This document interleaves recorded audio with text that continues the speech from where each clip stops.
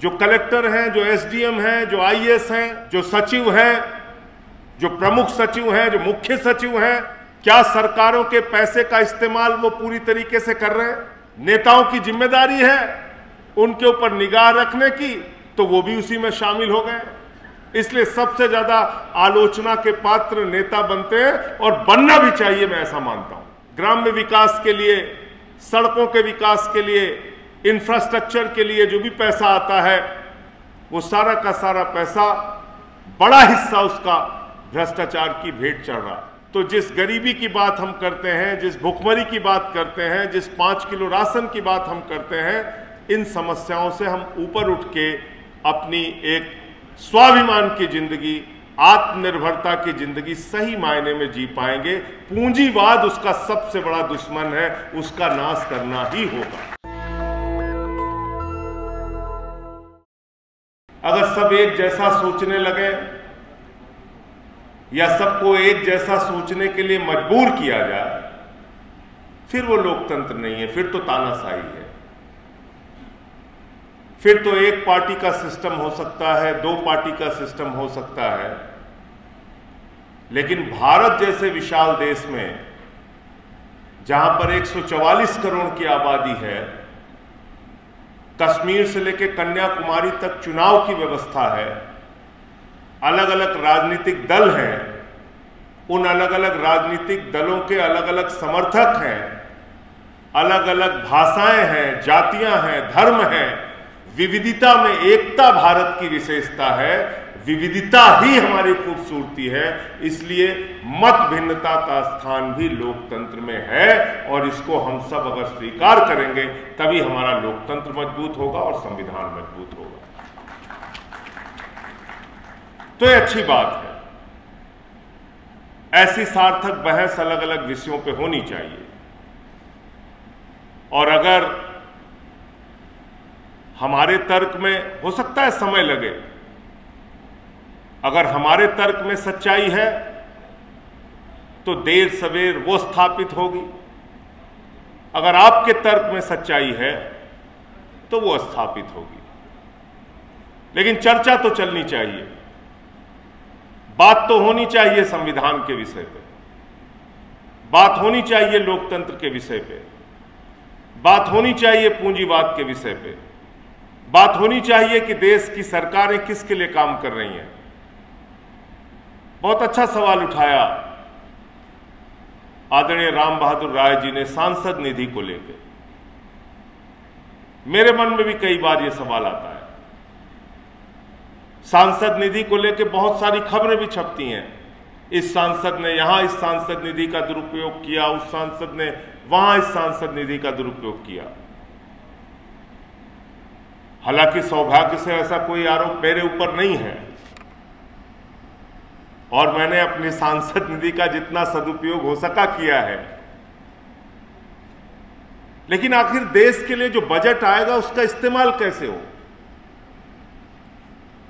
Collector से ग्राम पंचायतों को मुक्त कराना है, बिल्कुल अच्छी बात है, लेकिन जो ग्राम प्रधान होते हैं, ग्राम सेक्रेटरी होते हैं, किस तरीके से आने वाले धन का दुरुपयोग होता है और धीरे धीरे लगभग खत्म हो रहा है। ग्राम प्रधानों की पावर धीरे धीरे खत्म हो रही है। तो ये बंदरबाट होता कहां है, कहां जाता है ये पैसा? जो कलेक्टर हैं, जो एसडीएम हैं, जो आईएएस हैं, जो सचिव हैं, जो प्रमुख सचिव हैं, जो मुख्य सचिव हैं, क्या सरकारों के पैसे का इस्तेमाल वो पूरी तरीके से कर रहे हैं? क्या अलग अलग योजनाओं में आवंटित धनराशि का सदुपयोग वो कर रहे हैं? अभी हमने खबर देखी, अटल सेतु बना और उसमें दरारें आ गई, बुंदेलखंड एक्सप्रेस बना और वो टूट गई। हम देखते हैं ऐसी खबरें। बिहार में पुल बना और एक ही पानी में बह के बाहर चला गया। तो इसका मतलब पूरी की पूरी व्यवस्था जिसमें सड़ांध आ चुकी है, उसको बदलने की आवश्यकता है। इस देश का अधिकारी वर्ग भी ईमानदारी से काम करता है, ऐसा हम नहीं कह सकते। बीडीओ हो, लेखपाल हो, एसडीएम हो, डीएम हो, उसके ऊपर बैठा सेक्रेटरी हो, सबका हिस्सा बना हुआ है। जेई है, एई है, नेताओं की जिम्मेदारी है उनके ऊपर निगाह रखने की, तो वो भी उसी में शामिल हो गए। इसलिए सबसे ज्यादा आलोचना के पात्र नेता बनते हैं, और बनना भी चाहिए, मैं ऐसा मानता हूं। सबसे बड़ी जिम्मेदारी आपकी। आप विधायक बने हो, आप सांसद बने हो, आप मंत्री बने हो, मुख्यमंत्री बने हो, तो आपकी जिम्मेदारी ज्यादा है। आप प्रधानमंत्री बने हो तो आपकी जिम्मेदारी ज्यादा है, आपसे ज्यादा सवाल पूछे जाएंगे। लेकिन मैं ऐसा मानता हूं कि ये आज जो भी सरकारी योजनाओं के नाम पे ग्राम्य विकास के लिए, सड़कों के विकास के लिए, इंफ्रास्ट्रक्चर के लिए जो भी पैसा आता है, वो सारा का सारा पैसा, बड़ा हिस्सा उसका भ्रष्टाचार की भेंट चढ़ रहा है। हम सब के लिए चिंता का विषय है। पूंजीवाद का जिक्र किया इस किताब में रघु जी ने। पूंजीवाद क्या है? देश के चंद लोगों के पास रेल भी है, सेल भी है, बिजली भी है, पानी भी है, सड़क भी है। देश के चंद लोगों के पास कोयला भी है, गैस भी है, सारे संसाधन चंद लोगों के पास। ये पूंजीवाद नहीं है तो क्या है? मैं समझता हूं कि आज अगर देश के संसाधनों का सही रूप में बंटवारा हो, तो जिस गरीबी की बात हम करते हैं, जिस भुखमरी की बात करते हैं, जिस 5 किलो राशन की बात हम करते हैं, इन समस्याओं से हम ऊपर उठ के अपनी एक स्वाभिमान की जिंदगी, आत्मनिर्भरता की जिंदगी सही मायने में जी पाएंगे।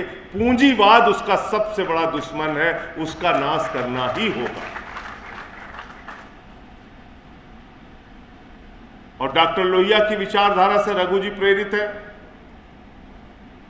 तो हमेशा पूंजीवाद के खिलाफ बोलते रहे, लिखते रहे। उदारीकरण की जब इस नीति इस देश के अंदर आई, पूरा देश उससे उत्साहित था उस समय। ग्लोबलाइजेशन, आर्थिक उदारीकरण, और उस आर्थिक उदारीकरण के नाम पे क्या हुआ? भारत के जितने छोटे उद्योग थे, धीरे धीरे करके सारे के सारे उद्योग बंद होते गए। कुटीर उद्योग, लघु उद्योग, 144 करोड़ की आबादी वाले देश में छोटे उद्योग जीवन यापन का साधन है, और अगर आप उसके ऊपर बड़े उद्योगों का प्रकोप डालेंगे तो धीरे धीरे रोजगार खत्म होगा, छोटे स्तर पे जो मिलता है लोगों को। जिक्र करते हैं रघु जी कई बार, दीपावली में दिया बनाने वालों का रोजगार खत्म हो, या चाहे ये अंकल चिप्स की होड़ में पापड़ और चिप्स बनाने वालों का रोजगार खत्म हो,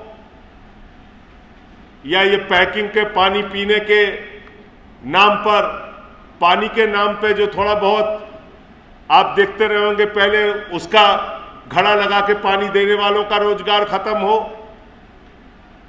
तो रोजगार खत्म हुए हैं। उदारीकरण के नाम पे छोटे व्यापार करने वाले लोगों के रोजगार खत्म हुए हैं। इस देश में अगर वास्तव में कोई व्यवस्था देश को रोजगार संपन्न बना सकती है, गांव तक रोजगार को पहुंचा सकती है, वास्तव में स्वराज आ सकता है, तो उसका एक ही मात्र रास्ता है, गांधीवाद का रास्ता। गांधी के रास्ते पर ही चलकर हम लोग सही मायने में इस देश को खुशहाल बना सकते हैं।